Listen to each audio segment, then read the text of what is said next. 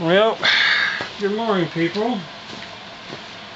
It's about 3 o'clock Friday morning before Easter. The reason why I'm doing this video is to is a kind of a twofold purpose. Whereas I'm doing a series of some of my recycled bikes that I've done in the past. This particular one here was the old Delaware and Hudson, which was a railroad theme type bike, and also at the same time another tip or an idea on painting your rims, masking them off and such, whereas you don't have to do all the labor intensity of wrapping each individual spoke, and it's a lot harder getting the tape off after you've taped them up than it is putting it on. Like I said, it's 3 o'clock in the morning. I say hello to my little friend. Oh man, is that good. First off, I'd like to start with, I had a viewer comment, or was puzzled at the fact that I painted my spokes black. Well, I told him, I said, the style I'm doing, steampunk and Victorian, that all the pictures I saw showed they all looked black. They didn't look like they were chrome or silver or anything like that. And when I got this bike that had these type of wheels on, they were painted black. The nipples were silver, but what was odd about it was the rim itself was painted white. Now, I didn't quite go with what I was doing, but I decided to do another idea that this is the first time I've done, is by taping off and also using the paper clip to catch overspray. And basically what I do is, when I get situated, I wanted the black spokes, and they were fine with me, but I had to treat the rest of it to match the spokes.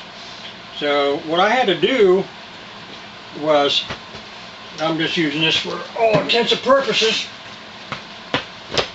when I tape off an area such as this, I don't wrap each individual spoke. What I do is I take the tape and lay it right in top of where my nipples are on the spokes.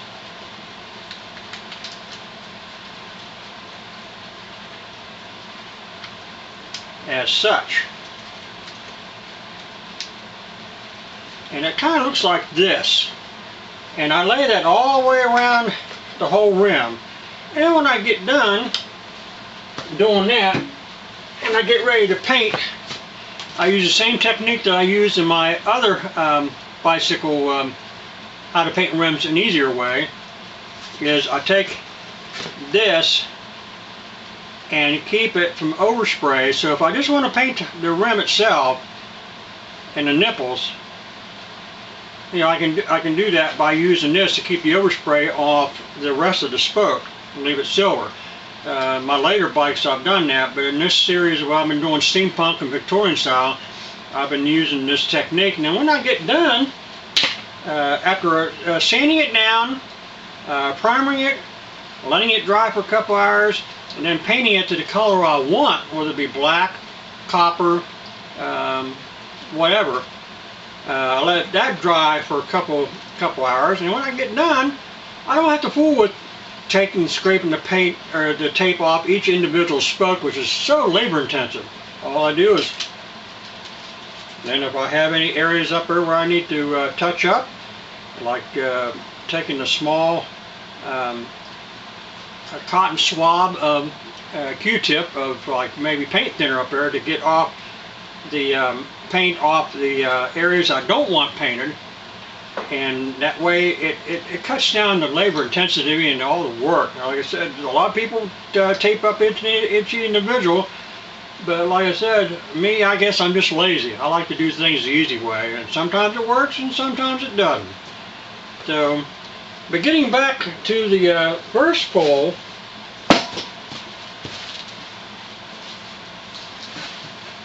is this bike here, as I said, was from the D H bike. It was a railroad themed bike, because I am into model railroading, and my favorite road name is Delaware and Hudson.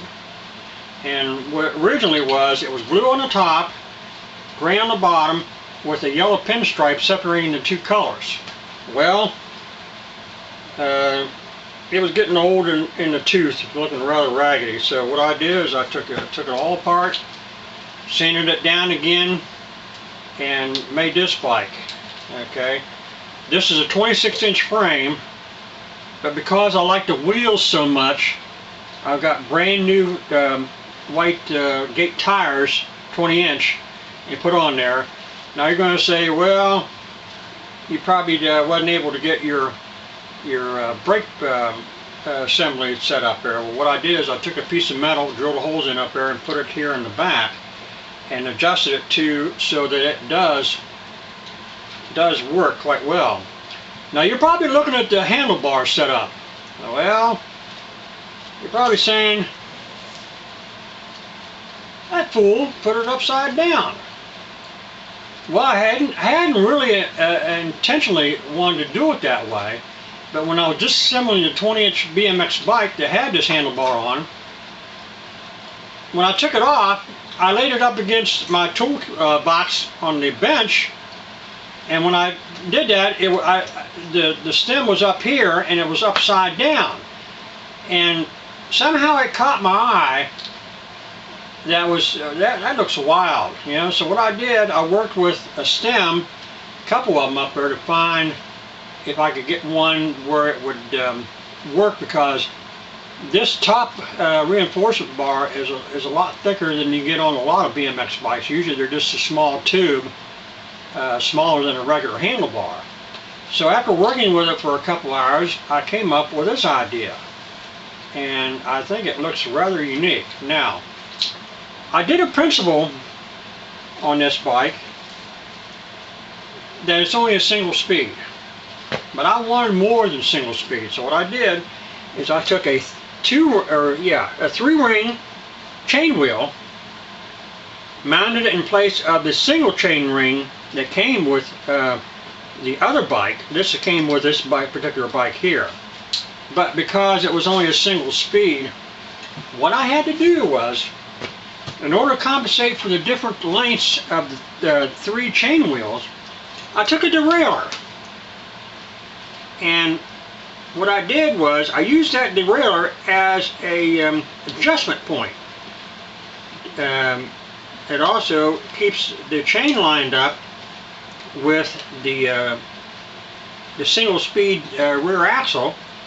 And at the same time, instead of using most bikes have the freewheel set up back up here where you change the gears here. But I took the idea that I did on my Honor Christie, which was a recumbent that I had done years ago, and I basically used the same setup there. I used, for my speed change, I'm using the chain wheel, because I can't do nothing with this and still maintain the wheel integrity of what I wanted.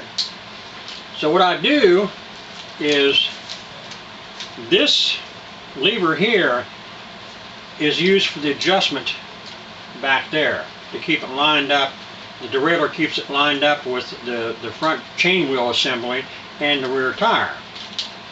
This one here is actually I use for my speed adjustment down here. So I took a fixie, or a single speed setup, and made it into a 3-speed. I have the smaller chain wheel that I can use when I first get started.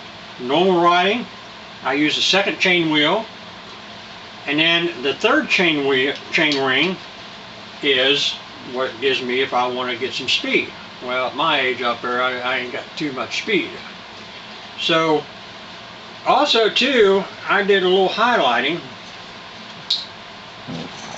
we're here where the spokes go into the hub. I took a Sharpie paint stick. This here is gold. And what I did is I highlighted each individual rivet, I guess you'd call it, to highlight that also too on the back.